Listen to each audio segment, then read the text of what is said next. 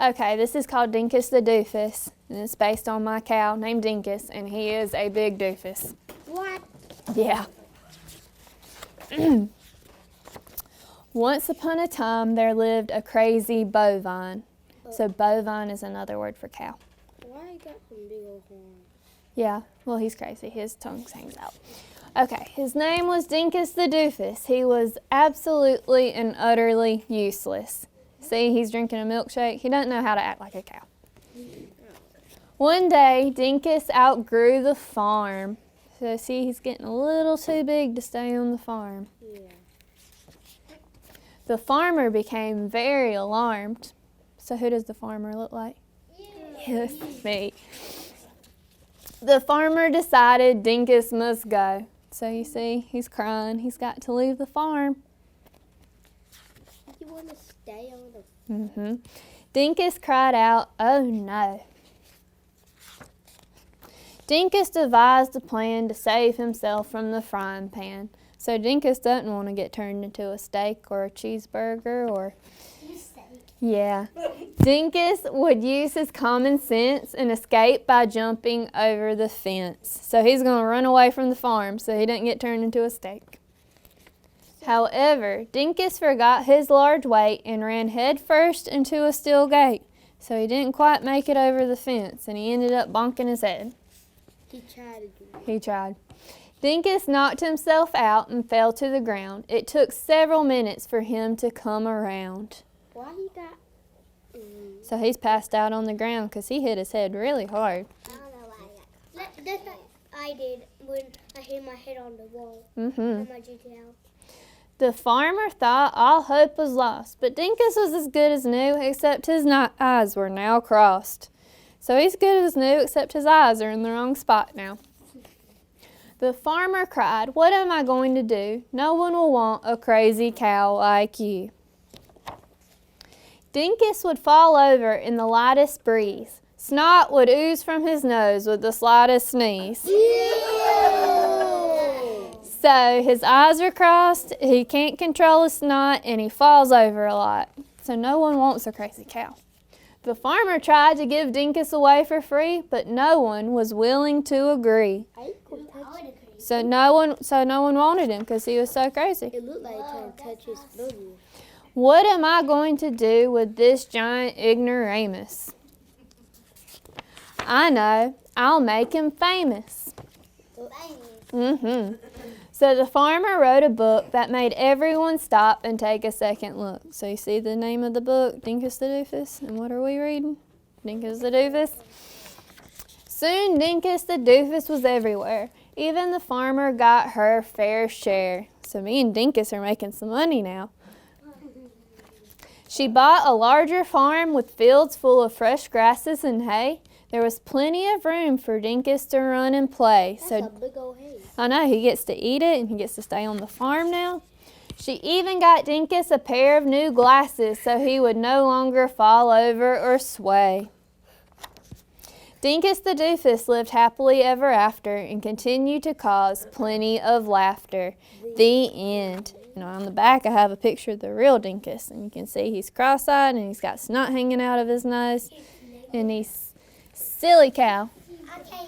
There's another book right there. Look like. Yep. Let me see. Let me see. I didn't see the knot. Ew. What is that? I can't see that. Yep. Let me see. I can't see the snot. It's hard to see the snot, but it's there. Ew, I see it. She said she still has Dinkus. Only now he weighs 1,200 pounds. My dad can pick That would be that. like every kindergartner in this class My daddy can pick that put kind together. of cow out. So, does anybody have a question for Miss Kimberly about being an author or being an illustrator or about Dinkus or her farm? What's your question? Do you make books every day? Do I write books every day? Well, I try to. I try to come up with new ideas every day. I like the little books you write us. Thank you. You're welcome. How do you be an illustrator and a writer? A writer, so a writer, I come up with the idea for the story and I make up the words and then I draw the pictures to go with them. So that's what kind of book you write? Yeah, I drew all these pictures. Actually, I painted all these pictures. Painting? Sometimes I use paint, sometimes I use crayons, sometimes I use colored pencils or markers. It just depends on what I'm feeling like that day. Yes, ma'am. Is the cow crazy? He is crazy, and he's still crazy. And the funny thing is, he's a daddy cow now, so he has lots of crazy little calves. At the barn? At my house, at my farm, yes. He got horns? I didn't. Does he have? He. Was at your house. Okay. What's your question? How is it being an illustrator? How is it being an illustrator? It's fun. You get to draw whatever you want. They look the same. They are. They are the same. Yes, ma'am. What's yours? How does he be silly? How is he silly? Well, he falls over a lot, and he does have snot hanging out of his nose a lot. He has some sort of nose issue. I'm not sure. She said his favorite treat. Tell him what his favorite treat is. Pop-Tarts. Pop-Tarts. Pop-Tarts. He likes. Yeah. He loves Pop-Tarts. He loves Pop-Tarts, especially the ones with the sprinkles on them. I don't know, the strawberry flavored, the milkshake flavored, yeah. So I'm going to show you a couple of other things. She has written 19 books. She's written one about her cat, one about her donkey that died, one about another cow named Tina, her dog, and another dog that she's got. Yes. So she takes real things that happen to her, and then she mixes that with her imagination to write stories. Well, she's actually going to come to Winterfest here at school in a couple of weeks. She's going to be in my room, which is right down the hall on your hall. And she's going to have all of her books here that you could buy. And she's going to be reading some of her books. So you can come, now that you know a real author, you can come back and meet her again and see some of the books that she has. So I'm also going to put the link on Amazon, to Amazon on the school Facebook page in case anybody wants to order a copy. So, Miss Horn, if you want to get her to sign your book, you got something, a marker or a pen? Another book? Yeah. So that's the thing, when you write books, you get to autograph them. So that means you just get to sign your name inside. It's the same one. Yep. This is how you do Hold on. that. How do you do that? Y'all see Thank you. Hey. Hold on. Y'all So see? It's not on that cow. Ew. How did you sign it that way? Can I hold it? Allen's Heating and Cooling is your licensed Amana equipment dealer. Trust Allen's Heating and Cooling to install and service your heating and cooling unit. Allen services all brands, and with the purchase of a new Amana, offers a lifetime compressor warranty. Call Sean Clark or any of his friendly staff at Allen's Heating and Cooling, your Amana dealer. Amana lasts and lasts and lasts.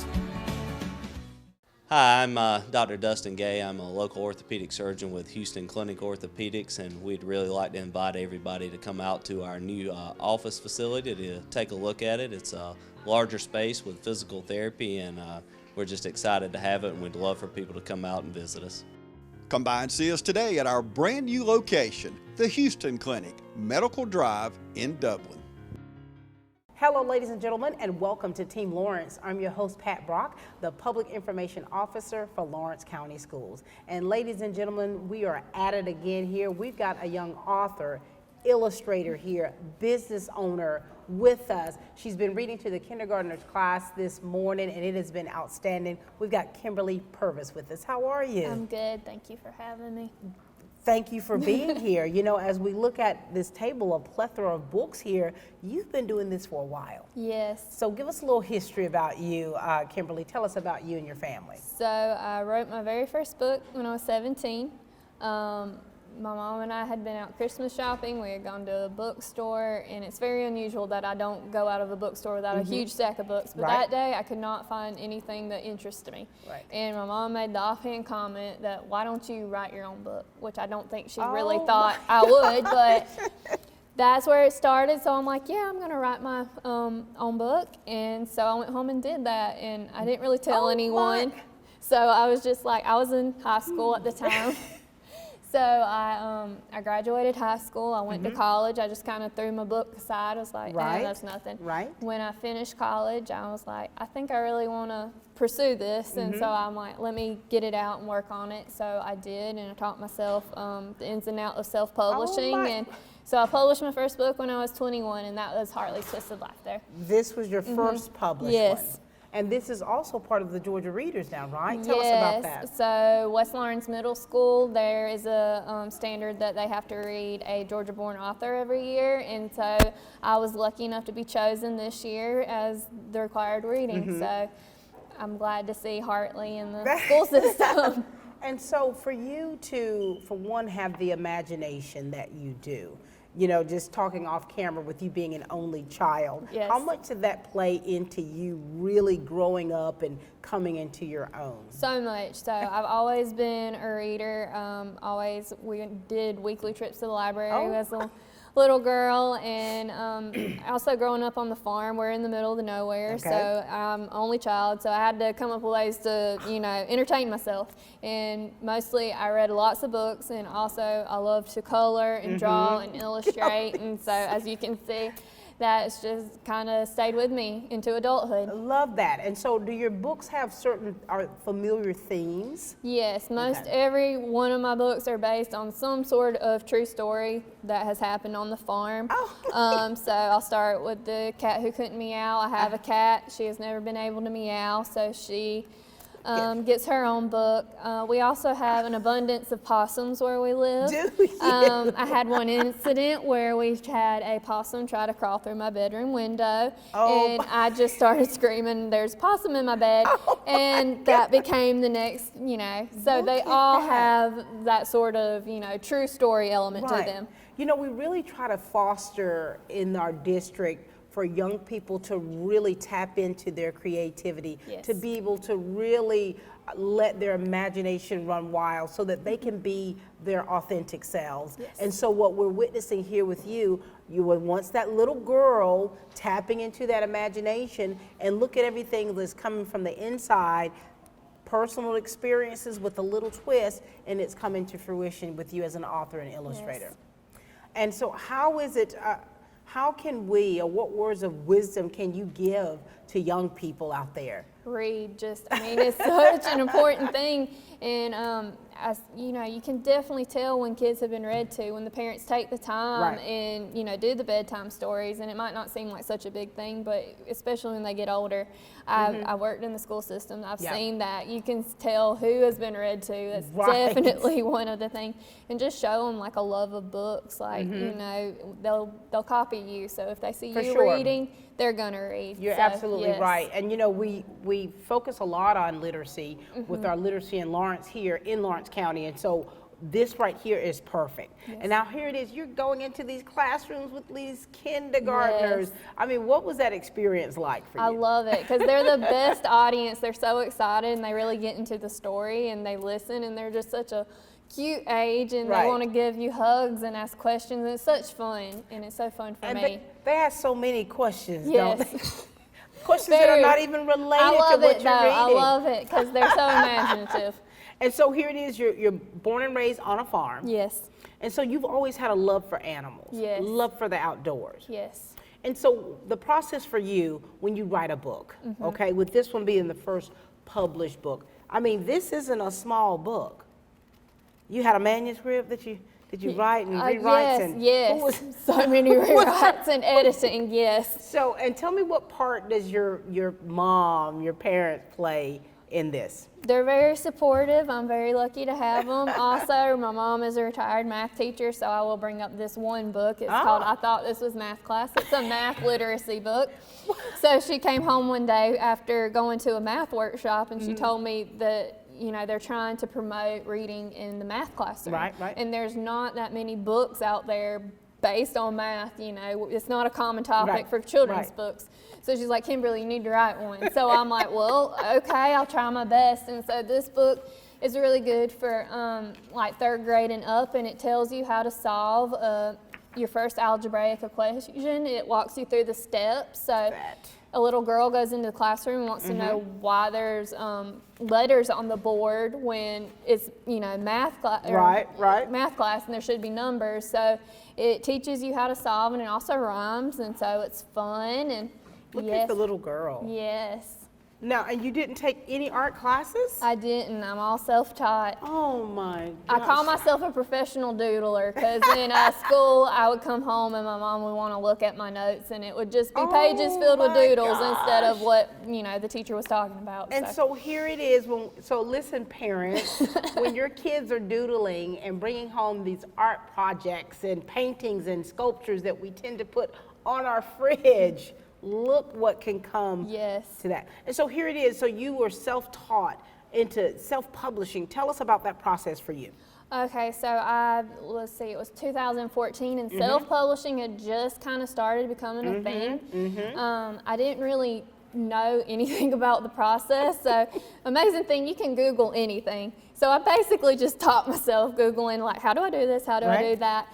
And so now, like, I've got it down pat, and I actually, I try to help others. They'll come to me who want to get into the self-publishing. How do I do it? So I'm always there to, you know, answer questions and help others, guide, because I've learned through, you know, trial and error, definitely. For sure. And, you know, we're going to see you again, aren't we, here? Yes.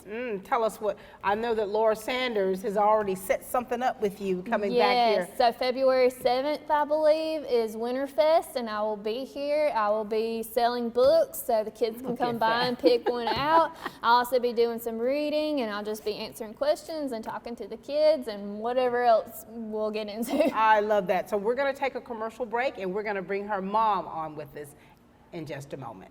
At Central Georgia Primary Care, we are dedicated to improving your health and quality of life throughout Lawrence County with state-of-the-art facilities. We are your one-stop shop for all things health care, and there's a location near you no matter where you live. Central Georgia Primary Care is located at 406 Central Drive in East Dublin and just off Hillcrest, at 101 Mercer Drive, and in Dublin at 230 Industrial Boulevard. North, south, east, or west, there's a Central Georgia Primary Care centrally located near you. At Dublin Chevy GMC, we have shipments arriving daily. Whether it's Silverados, Yukons, or Tahoes, we have the ride for you. As a matter of fact, I'm doing everything I can to get the trucks ready for you. Whether it's a Blazer or a Terrain or any other crossover, we have the Chevy or GMC for you. And with rates as low as 2.99 on new Silverados, there's never a better time to buy. And remember, Don sells cars well, only at Dublin Chevrolet. All right, ladies and gentlemen, we are back with a self-taught publisher and author, Kimberly Purvis. And then here's her mom to the right. How are you? I'm doing good. Thanks for having us today. Thanks for being here. Now, talk to us a little bit about her. Growing up, an only child, and that imagination of hers bursting and running wild. Talk to us, please. Yeah, well, like I say, she is an only child, and we did live out on the farm, kind of, you know, out there away from everyone. So, you know, she's always like, what can I do? What can I do? So she learned to entertain herself. The first thought that I have of her wanting to be a writer, I think she was only 5 or 6 and had just learned to write in school. And she started writing her own newspaper. And she would make up these stories. And she would write them down the best she could, and I would help her with them. And she would have her own little newspaper every week, and they were so precious. I do still have some, and I go back and read to her. So I knew she had a great imagination. She's always loved to read. I tried to start early reading to her every night, and I was an educator. I was a math teacher. But of course, I could tell early on that she did. I didn't get the math. Yeah, she didn't get the math. She was into the reading. She got it the best she could. So I just tried to encourage her to do, you know, to read, and I'd let her read anything she wanted. Yes, I remember another important thing. I remember some of the elementary teachers come and say, Kimberly wants to check this book out of the library. I said, well, it's fine. If she can read it, I'm into it. And if there's something she doesn't understand, I will explain it to her. I remember she had to finally just sign her permission form. Yes. Just let her read whatever she wanted to write. because she was tired of getting the questions. Was it fourth grade you read the most books? I Yes, remember what was it, yes. AR they had? Yeah, she got the most AR points. reading. Yes. She I really love loved that. So. I love that. You know, what's interesting is you were talking about writing the newspaper. My kids had a newspaper, and we've got them on a disc now. And I'm like, wow. And look what's happened here. And so you're allowing her to be her. Yes. How does it feel for you when you witness her, for one, she's created all these books, but then to see her interacting with young people in the way that she does? I love it. Yes, today was amazing going into all the rooms. I'm glad I got to come along with her and just watch the kids, their faces light up when they see her and see the book and just, you know, love it so much. And yes, I'm very proud of her. And she works every day on doing something new, doing something creative, and I'm very proud of her. How much of yourself do you see in her? Well, besides looking like her, yes. Yeah, like I say, she kind of went a different way. I do think she got the reading and the love of reading from her father, more from me. Okay. Yes, like I say, I was more the math and science person growing up, but she's taught me, even in my older age, to love reading. Yes. Since I retired, that I have started reading, and so I do love it too now. I see what it's all about. Yes. Well, we thank you for your many years of serving young people. And, you know, what words of wisdom or encouragement would you like to give to parents out there when they're, you know, have those little ones bursting over with things and ideas? What do you want to say to them to encourage that child to go forward? Yes, just do encourage them. Let them be themselves, and just, you know, support them. And you know, it doesn't always have to be what everyone else is doing. Right. So, I mean, if they come in with something different, you know, just like say, encourage it and, you know, lead it to, you know, a good place. So. Yeah. I love that. Kimberly, any last words you'd like to give? Because, I mean, this has been an exciting time for you, I'm sure. And, you know, a lot of times when you're doing something you love, that little kid in you comes out. Yes. And especially when you're surrounded by other ones, just that excitement builds up. Yes. Any last words that you want to say? I just want to say, encourage reading. Like, take your kids to the library, go to those school events, you know, tell them to check out as many books as they want. Take them to the bookstore, you know, just encourage that love of reading and, you know, watch them blossom. Reading can take you so many places. It's taken us on the farm. It's taken us everywhere here. So thank you both so much for joining us today. Thank you for how you're bringing that love of reading to our kids and our kids all around. Thank you so much. It's been a pleasure. Thank you. Ladies and gentlemen, that's all the time we have here for Team Lawrence. We've had this amazing author, illustrator, entrepreneur here with us, Kimberly Purvis, and her lovely mother, sharing with our kindergarten class. And these books right here, they all could be yours, right? Yes. We'll put your information on the bottom. Yes, they're all on Amazon. All on Amazon. Yes. All right. Thank you, ladies and gentlemen. That's all the time what we have here where we continue to grow great students.